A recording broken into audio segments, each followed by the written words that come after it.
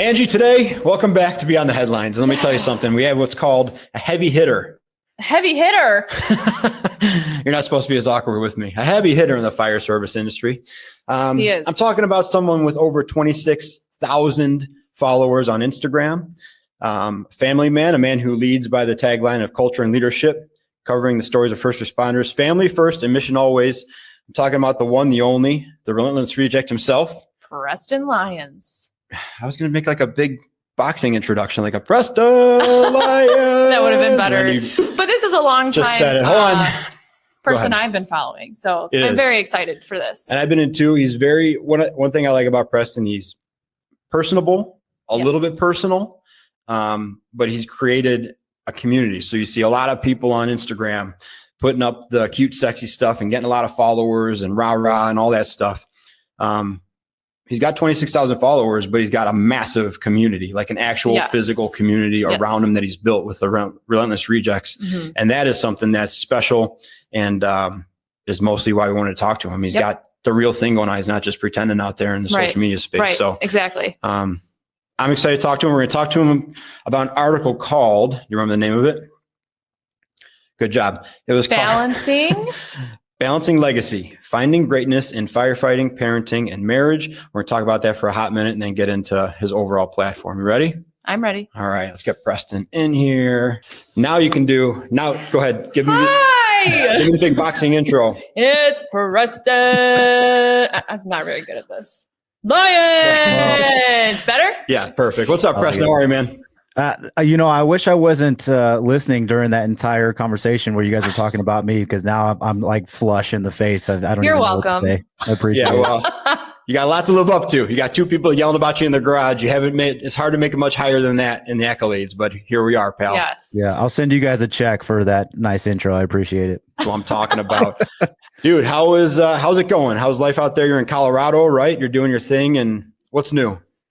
Well, what's new is I'm trying to work on this philosophy of learning to get things off my plate so I can prioritize like really important things in my life. I've been, for the majority of the fire service, saying yes to everything in my department, outside. And if anybody asks me anything, I'll just hop on and say yes.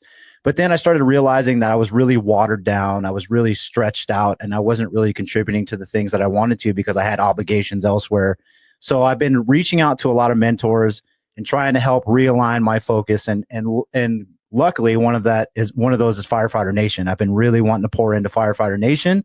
And then also with the Rejects platform, I have no idea where that is going in the next 5 years. I'm on riding the wave just like everybody else. Man, that is extremely timely from conversations that Angie and I have been having the past. I know. I was just going to say, this is a really 2 to 3 hours. How did you know when you were at a breaking point of like, all right, this is all going sideways. It's 5 different things or 10 different things I like to do, but because I'm doing all of them, I hate all of them now. And we got to make some, like, where's the break over there? Because you could just bury yourself, right? You could stay in that grind and choose to make that your philosophy now. Like, I'm just going to grind all these things out and I'm super busy and hyper involved. But when do you know when to actually pull back and improve the quality of each thing instead of just wearing yourself into dust? Yeah. I mean, the easy answer is listening to the people that are closest to you. For example, so I'm a firefighter, a paramedic in a suburban department. They're getting busier and busier every year. I'm the lead of the wellbeing committee. I was on the hazmat tech team. I was actually a shift lead for hazmat techs. And then I was also on the wildland team. I'm on the honor guard team. I'm studying for company officer. I have certifications to be an engineer. So just talking about my little sphere in the state of Colorado, that's already a ton. Now you throw on a 20-month-old baby, a wife I just celebrated my 7-year anniversary with, Congratulations. and then the Relentless Rejects platform, writing articles with Firefighter Nation, going to FDIC and speaking. It's just, oh my gosh, it was just way too much.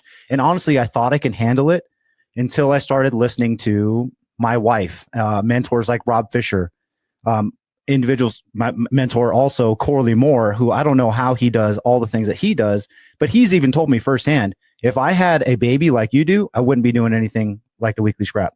And when you hear someone like that say something to you, you should be listening, because they're giving you the way out. They're telling you it's okay to let go of some things. Yeah. Yeah, that's something that we certainly struggle with, is just comparison, right? And we've all heard the whole like comparison is a thief of joy, and we know all the taglines and all that, but when it comes down to it, it's hard to separate those things, man. Like, you shouldn't be, and there's no fruit on that tree of comparison, but man, it just gets you anyways. And I know Angie and I have had several discussions about pulling back or reallocating or being smart. And it's all like, yep, we're going to do that 100%. That's the way to do it. And then you just open your phone and it's like, never mind. Gotta dig back in again. Gotta go bury myself. So I'm very happy for you and very proud of you for taking that advice and having the presence of mind to do that.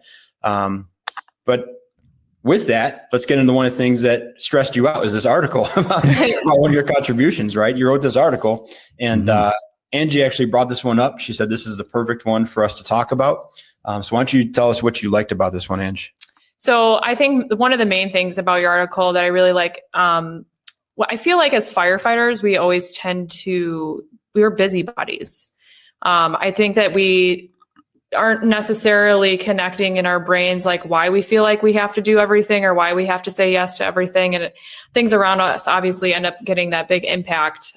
That's something that we're going to have to like address another time. But when you're really passionate about something too, like when you get first started in the fire service, you want to do everything. I can totally relate to you, where I was like, I did paramedic school, and then I went to hazmat tech right after, and then I was VMO, and then it was instructor one. And then, I mean, it was like, my husband was like, what are you doing? Like, what are you doing? Because he could even tell that I was just overwhelmed. And you also know everybody, and you go to everything, and you have like, you're wearing a charity shirt right now. Like, you have a closet full of like benefit t-shirts and event t-shirts, and you've been to all the conferences. I'm like, good Lord. I know there's been a lot, but I related a lot because your legacy comment spoke a lot to me, because I think that for me too, in the fire service, and probably some other people, we tend to identify ourselves with everything that we do in the fire service. We make that such a big identity piece of ourselves and like what we're doing for other people. And we're always constantly, for them, that we forget, okay, what about for us, for her, for him, for everyone at home? And so you made a really great point in your article saying that if you are doing fire on the forefront, basically, your legacy ends with you. But if you put your family first and you're doing these things for the people who matter, that legacy lives on, right? So there's a deeper meaning behind that when we forget that eventually we will be, and I hate to say it, and you might disagree with me, I don't know, eventually in the fire service, I love everything that we do, but eventually we will be forgotten. I agree. We will be forgotten.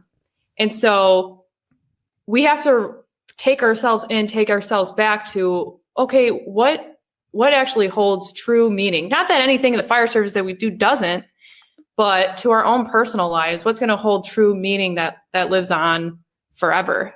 Was there a specific time in your life that like that just clicked? Like, was there something that happened that made that kind of click for you? Yeah, honestly, the moment it really truly clicked, for those that don't know, my baby daughter, 20 months old, Lily, was a NICU baby. She was born 2 months early. My wife never saw her third trimester, emergency C-section. I was actually getting my teeth cleaned at the dentist's office when I got a call from the OBGYN, was like, you need to get her now. Oh, wow. Basically, they lost heart tones in the womb and they had to go. And I ran more red lights off duty than I do on duty at that moment. I was able to get into the OR. Everybody was already gowned up, waiting for me to get in there. And my baby was born and she was alive. And for a lot of people that might think this is extremely tragic, I was able to be strong and be happy with that moment because I've ran more stillborns than I would like to admit. Mm-hmm. And the fact that my baby was breathing, she was born at 2.5 pounds and she was in an incubator for a long time, but she was alive. And the first time I got to put that 2.5 pound baby on my chest and just lean back in a recliner and exhale, nothing else existed outside that room. And that was the first time that ever happened to me. I'm a person that, like we talked about already, I stack things on. I'm always taking on a new challenge. I never settle. I'm very ambitious. I'm looking at the next thing, the next thing, the next thing. the first time I held my daughter, I could care less about anything. And that's when I finally realized that like your identity in the fire service and your contributions and what you do to help people are important. But there are so many things, there are very few things in this world that can make you shut everything out. And that was one of them right there. And I never want to lose focus on that. I want to make sure that I prioritize not just my daughter, but my wife in that moment as well. So did you have a reflexive moment then? Because I don't know specifically how much time you took off or what your separation from the fire department was at that point. I would imagine it was at least a couple of shifts, right, of burning time or just having to leave. Did you have a reflexive moment when you came back and you saw that, man, the world kept spinning, like the calls kept getting run and the hazmat stuff kept hazmatting and everything that you were desperately and deeply ingrained in survived when you weren't there? Was there a moment of like, crap, I got to catch up and reestablish myself, or a moment of like, okay, it's going to happen without me. I can just help it along, and I'm not that integral to the operation of this place. Not to diminish it, but you know what I'm saying. Well, I'm glad you asked that question because I haven't really spoken about this to a lot of people. I've spoken with guys like Rob Ramirez and Rick George about this, but when I came back to work, I did feel I was behind. I felt out of shape, right? I took some time off, and like I said, I shut everything out. And I like to brag that I've never missed more than 2 weeks out of a gym before working out some type of way since I was 15 years old because of the military and all that. But when I came back and I put my gear on and put my pack on, and we went to one of the tallest buildings in our district, which isn't a ton. It's only 16 floors. And we climbed to the top and we climbed to the bottom. I didn't make it to floor 3 before I had a full on panic attack. Oh, wow. For some reason, I found myself getting tired and short of breath. And then I started thinking that, oh my gosh, I've missed too much time. The guys are getting farther ahead of me. I can't do this job anymore. I can't breathe. This pack is getting heavy.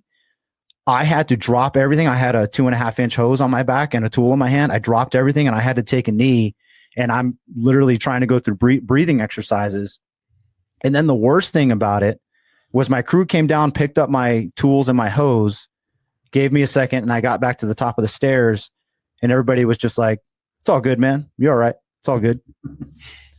And so I had to process all that by myself, and it took months to deal with that. Where I bought a blast mask, and I was trying to train when nobody was looking to overcome this newfound anxiety that I was experiencing. Because, and this is where I talk about it a little bit in the article, of my skills are now diminished.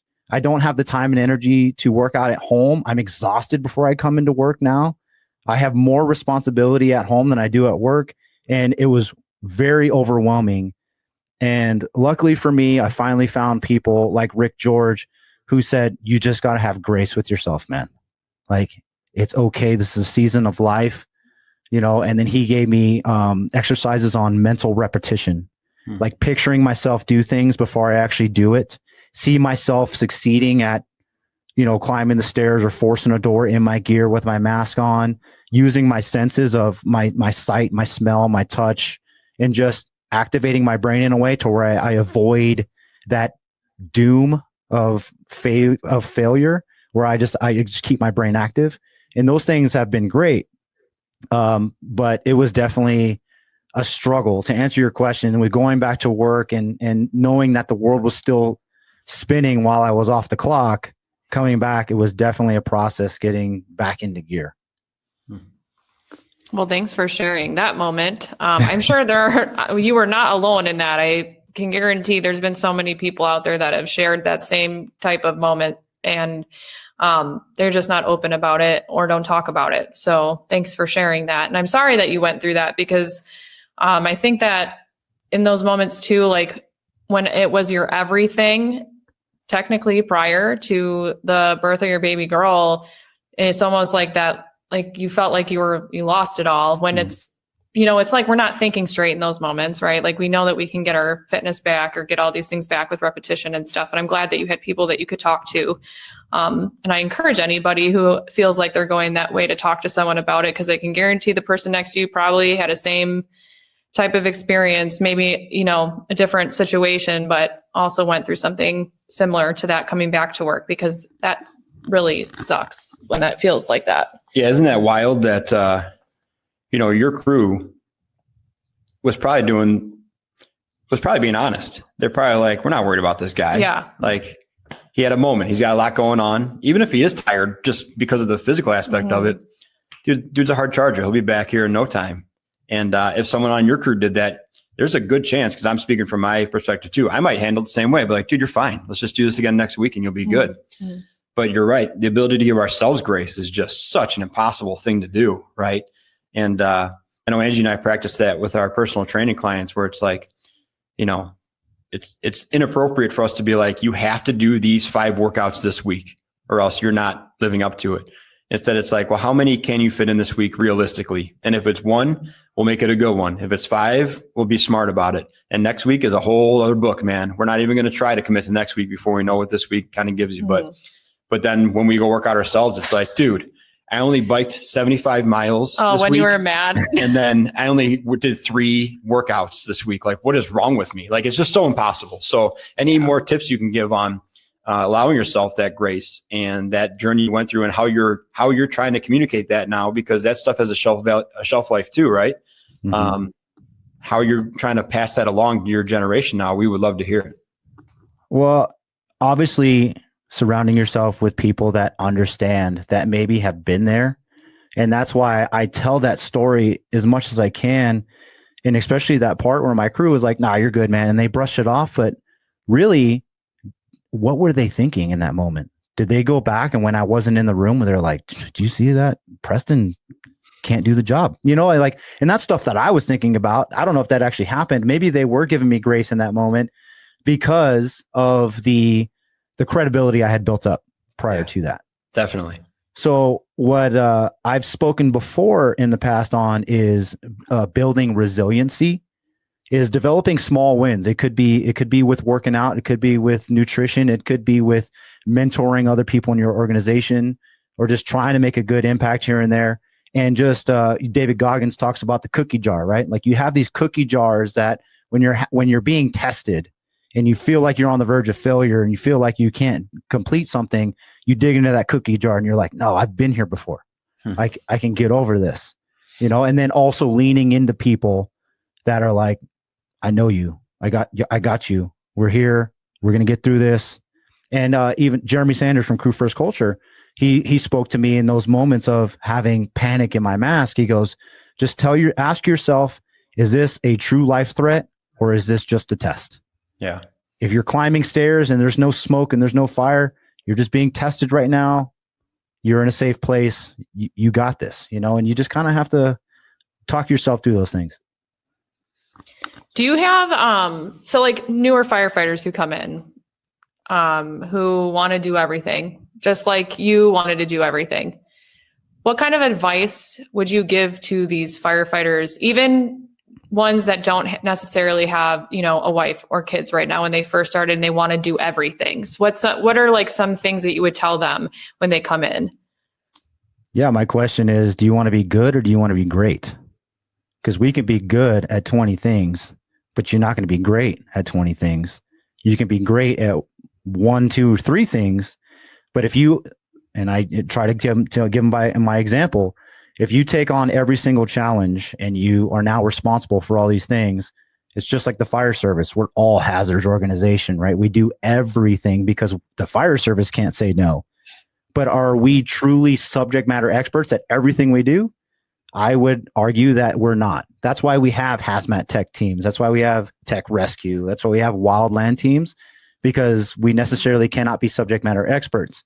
So a lot of new people that come into my department, I ask, what do you truly enjoy about the job? Is it pulling hose? Is it throwing ladders? Is it forcing doors? Is it search? Like, what is it? What really like picks at you that you want to be good at? And if they say search or something like that, I'm like, great, dive into that, because the department, your organization is going to have trainings that your basic skill sets always going to be getting better. Your crew should be holding each other accountable where you're going out and doing stuff.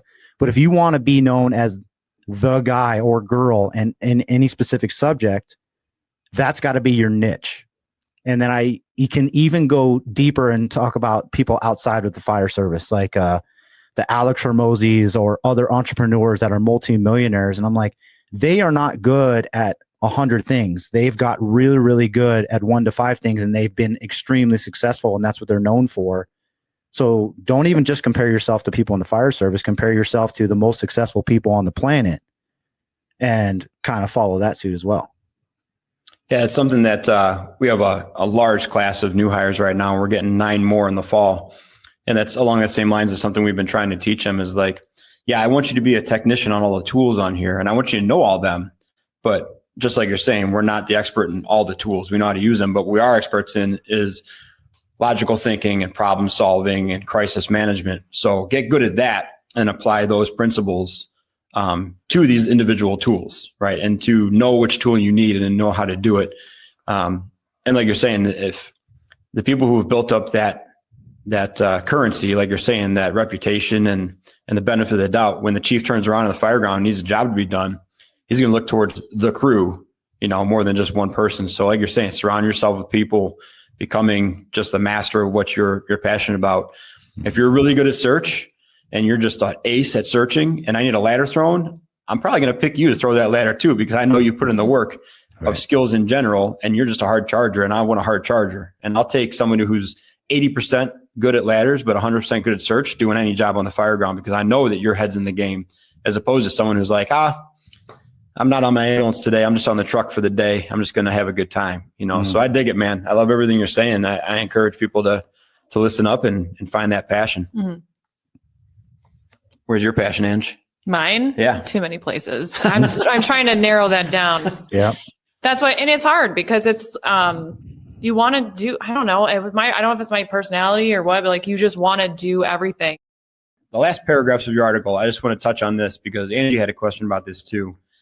This article is obviously very focused on, and you wrote this after you had your daughter, right? The legacy article. Yes. But I think it appeals to everybody, regardless if you have children or not, or if you have even family in the area or not. But the last couple lines here of one of your articles, simply put, you will lose if you choose to deny your family for the glory of the fire service. If you focus on balancing your love and passion between family and fire, greatness will never leave you. And what I wanted you to do is give a little context to that of like, I'm a new hire now and I don't have kids and I got a girlfriend, and yeah, my parents are there, but like, they're not my support system. I'm an adult. I can call them if I need to, but we don't live near each other. Who am I leaving my legacy to? Like, what are we talking about here? I'm not going to start that now, or do I start this 20 years from now? How can I apply this article to my life? Yeah, obviously for that individual that doesn't have a spouse or a kid, it's one of those articles they could brush over, right? But there are individuals that spent over 40 years in the fire service and given everything and missed birthdays and anniversaries, and that's all they're known for. And they struggle with their own mental health when they hang up their bunker coat for the last time. If all you are is known as the firefighter and you have nothing else to leave behind, we spoke about when the fire service inevitably has to move on from you for whatever reason, when you retire, when you hang it up, what are you going to do? There's a reason why the retirement age or average for firefighters is only 5 years, because we invest our time, our body, our energy. I mean, we can go down the rabbit hole of talking about sleep deprivation and blood markers and all the health risks that we experience with just doing the job day in and day out. And then when we retire and we're not doing that job anymore and we don't have a purpose after we're done, your mental health statistically goes down the drain. This is not just my opinion. We've seen it with several firefighters in the past. And another hard truth that we must face as firefighters when we're talking about legacy in the fire service, this was not put in the article, but you can argue statistically that 1% of the entire fire service is known from generation to generation, like an Andy Fredericks, and I don't want to go down that rabbit hole of naming names, but that's one guy from the FDNY that people probably remember. We can talk about the 343 during when the towers fell. We probably can't name more than 2-3 people that were a part of that group. All right. So when we're talking about legacy, we have to kind of be realistic with ourselves. Is if you give 100% to the fire service, it may not give 100% back. We have to kind of accept that at the end of the day. But Yeah. You're so right. to build on that though, like if so just to warn those newer individuals, you are going to go through seasons of life. We're going to experience burnout. We're going to experience high times. The fire service is like a roller coaster. You're going to go to conferences and recharge the batteries, and then you're going to go back to your department and you're going to try to infect change, and they're going to stomp you into the ground, Yeah. and you're going to get frustrated, Mhm. you know, and hopefully you meet the love of your life and you have kids. And I'm trying to tell those people that's a great time in your life. Just because it's taking away from your fire service career and you're no longer, you know, maybe at the conferences and going through live fire training and you're instead changing diapers, it doesn't mean that's not just a season of life. Eventually you're going to get back into that gritty grind of doing that stuff if that's what you love. Yeah. It's just a different kind of grind, man. Yeah. It's just a different kind of grind. And I think you're right. That legacy though starts before those pieces are in place, right? Mhm. If you're known as a reliable, trustworthy, hardworking person, then you can apply that to your newfound family when one develops, right? But if you're solely focused, like you're saying, on one track mind, you're kind of on an island there, you know, and That can get real lonely. real lonely and just destructive, like you're saying. Mhm. 100%. Yeah. You And gotta another move. harsh reality, if you are one of those people that are like, I'm not about having kids, I'm not interested in getting married for whatever reason, that's your thing. Your friends or the people you ride the rigs with, they may not be on that same trajectory, and they end up pulling away because they got kids now. Because I know for a fact that now that I have almost a 2-year-old, I have to be selective on the people that I'm hanging out with now. Sure. You know, like, hey, my kid goes down at 8:00. Guess what I'm doing? I'm at home. I'm not at the bar with you anymore. So you're gonna have to figure this out. Yeah. Yeah. That's too a hard change, I think, Oh, yeah. in everyone's life, like in or outside of the fire service. Like I'm 32 years old. I don't have kids. I've been married it'll be 6 years, and we still don't have kids. We're, still kind of up in the air about that, but everyone around me is now. Right. So all of a sudden I'm like, where is everybody? Nowhere exciting, I No. promise. You're just Not sitting like, on your oh my mountain. God. I'm like, what? And now I'm like, oh man, what am I doing? If you want to come over and watch me fall asleep on the couch at 9:30, you're more than welcome to. Yeah. Well, But you're I'm not. asleep before you. Yeah, That's it's fine. weird. Yeah, it's Okay. true. You're just sitting on Yeah. your mountain of cash with all the time in the world. Wondering where Right. everybody's You know at. what you're doing? Whatever you want to. That's what you're doing. You're It doing is whatever you true. want, whenever you want. Yeah. True. I love it, man. On the broader scope, and we've covered a lot of ground. Do you have anything that I don't want to say like is coming up, or obviously you said you're working on pulling back or anything like that? Where can we see like where you're going in the future? Where should we look for you, and what should we kind of a very laser focused view that you're going to try to maintain? What should we follow you on? Yeah, and just to preface some of this stuff, I was in the Navy for 10 years, and I was a drunk sailor chasing women, getting tattoos that entire time. So if you're like, why? Who's this guy talking about babies and marriage? I don't care. I'm telling you straight up, my life has done a complete 180 in 20 years, and it just may happen to you. So just a fair warning if you're one of those people. Yeah, But- you can be boring and poor one day too, just like us. Absolutely. All this can be yours someday. Yeah, and so where I'm going with specifically the Relentless Rejects. I started out hot with the podcast. I had a guest on every single week, and I was pushing out a ton of content on Instagram and Facebook, just driving a ton of people toward the podcast. And it was extremely fulfilling, and it was hard. It was hard to be consistent on that. But I also had other goals and ambitions. I'm building PowerPoints on culture. I have a presentation I have called Outlast the Ideal Age. It's about addressing some of the hazards that we see in the fireground, but also dealing with toxic environments in the firehouse. Because the ideal age could be, we assume when we think of ideal age, we think of that fire rolling out the window and smoke coming out the door. You can't survive in there, so you have to, rely on your training and your PPE to get through that scenario. But there is, such a thing as a toxic environment that literally chokes you out mentally and physically, and those times where you just don't want to drive into work because you know the crew that's going to be there is just going to suck all the energy out of you. So I talk a lot about, you know, overcoming some of those cultures and how to build the culture you want to develop through personal development, through understanding brotherhood and what that looks like and how to build that.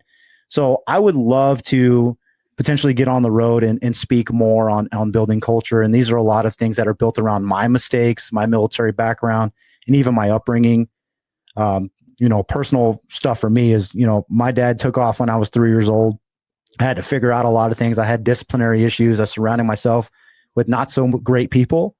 And I was statistically, growing up in LA, statistically, we end up in gangs, we end up in jail, or we're dead.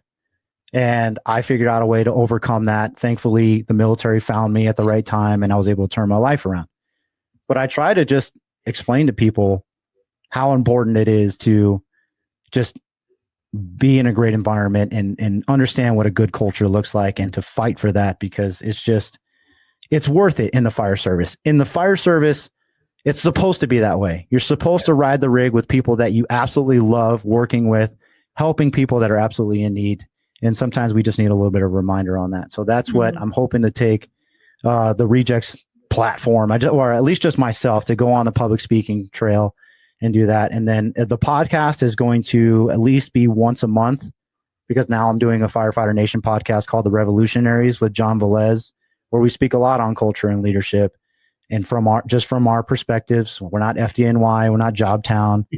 But you know, like everybody, I could argue that the departments that don't run fires every shift have more of a culture problem than the people that do. Fire fixes everything, right? Yep. I would agree with that, man. Dude, I work with a guy that was an officer in El Paso, Texas for 11 years. I mean, busy, right? Busy stuff back in like the 80s and 90s. And he showed up and we're a fraction of their size where I work now. We got 140 guys and 150,000 population or so. And he just walks around. And he's like, yep, there's one of you in El Paso and there's two of you in El Paso. And everybody's the same, man. There's just more of them the bigger you go. Like it's all the same personalities. No one here exists. It doesn't exist there, and the same back and forth. So I agree with you, man. It's all the same. It's all the same clowns in this circus. We're different blue shirts on occasion, right? Yeah, no, absolutely. Well, I want to invite you to this is your official invitation to plans we don't have yet. That we also announced that we're going to start hitting the road a little bit in 2026 and start going out to conferences, start going back out to departments and giving lectures and stuff too. So you're now 100% committed to being on our speaking circuit. And if not just the only person on it, and we just get to take the credit for it. So I appreciate your contribution, brother. Yeah, happy to be there. It's an honor. just let me know. Just shoot me the invitation. Yeah, you got it. All right, man. Anything else you want to leave with, or else we're going to close this out? We really appreciate your time. Yeah, if you haven't got an opportunity to read the article, it's on Firefighter Nation. It's called Balancing Legacy. And like I said, it's surprising that I am the one to write that article, but I've been on both sides of the coin, and I'm sure many of you have as well. And just give it a read. If you want to shoot me a message, give me some feedback. You can probably find me on the Relentless Rejects on Instagram or Preston Lyons on Facebook. I guarantee they will, and they can, man. You got, like I said, quite the community following you. And that's awesome. I'm sure you felt the love when your daughter was going through all her issues. And I personally appreciate it. I reached out to you probably a year ago, and we were both like, man, we're so busy.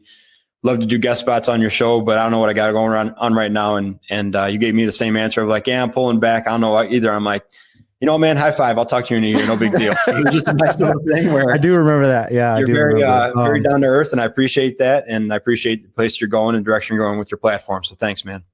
No, thank you. Thank you for having me on. This has been a blast, and you guys keep doing what you're doing. Can't wait to see you on the road. It'd be cool to share a stage with you. Honestly, it'd be awesome. You should. Oh yeah, we'll have a booth if nothing else. We'll have our mobile podcast, brother. Nice. All right, buddy. Thank you so much. Thank you. Thanks.